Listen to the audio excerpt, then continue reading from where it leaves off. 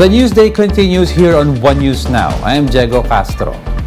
The International Criminal Court pretrial chamber green-lights the ICC prosecutor's bid to reopen its probe into the country's war on drugs. In a statement, the ICC says the pretrial chamber is not convinced that the Philippine government is undertaking its own investigation into the drug war, which would warrant a deferral of the International Court's probe. The court says it does not find satisfactory the materials provided by the Philippines regarding its own investigation. The pretrial chamber also concluded that local initiatives and proceedings do not amount to concrete and progressive steps that mirror the court's investigation. In 2021, the ICC suspended its investigation into the drug war due to the Philippines' deferral request. The Philippines has also earlier argued that the ICC lacked the jurisdiction to conduct the probe, claiming that the government has already done or is already doing its own investigation and has or is prosecuting alleged crimes. President Bongbong Marcos is set to meet with stakeholders on Monday to discuss onion prices. Presidential Communications Secretary Cheloy Garafil says the president will sit down with farmers, vendors, traders, and importers. This as monitoring by the Agriculture Department found that imported onions are selling for 180 pesos to 200 pesos per kilo. The meeting will come after the deadline of onion importation today, January 27. As of Tuesday, January 24, the country has received 1,800 metric tons of imported onions. Up to 5,000 metric tons of onions are expected to arrive today.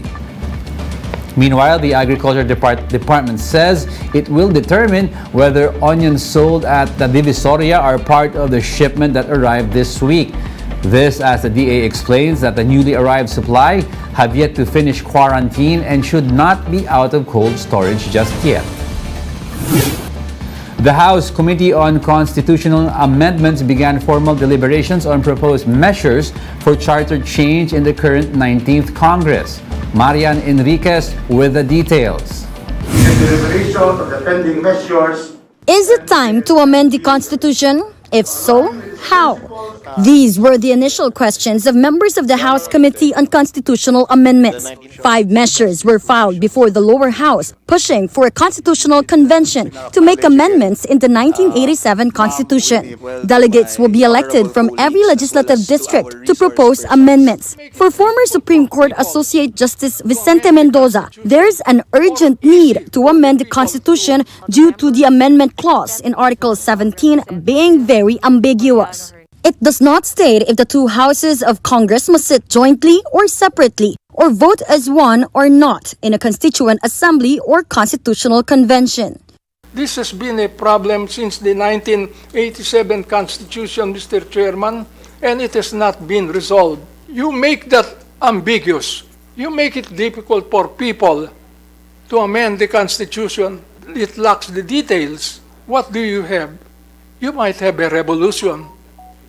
Mendoza says the amendment clause is an essential part of the Constitution. But for Attorney Christian Monsod, who was one of the framers of the Charter, the Constitution is not the problem.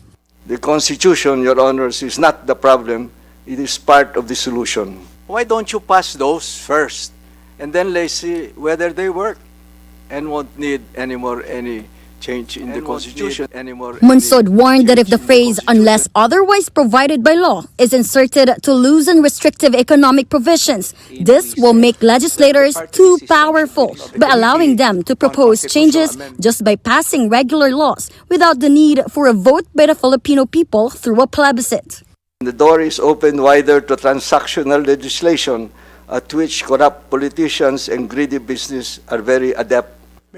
But for Attorney Adolfo Azcuna, the economic policies should be adjustable to the needs of the country, especially since it has been 36 years since the Constitution was made. We need foreign investment in order to recover from the twin impact of inflation and the pandemic. And yet we are constrained by economic policies that are not meant to last 36 years. Constitutional Amendments Panel Chairman Rufus Rodriguez meanwhile said that they will visit different parts of the country to hold public consultations on the matter. For News 5, Marian Enriquez, we are One News. We will be back with more stories after the break. Keep it here on One News.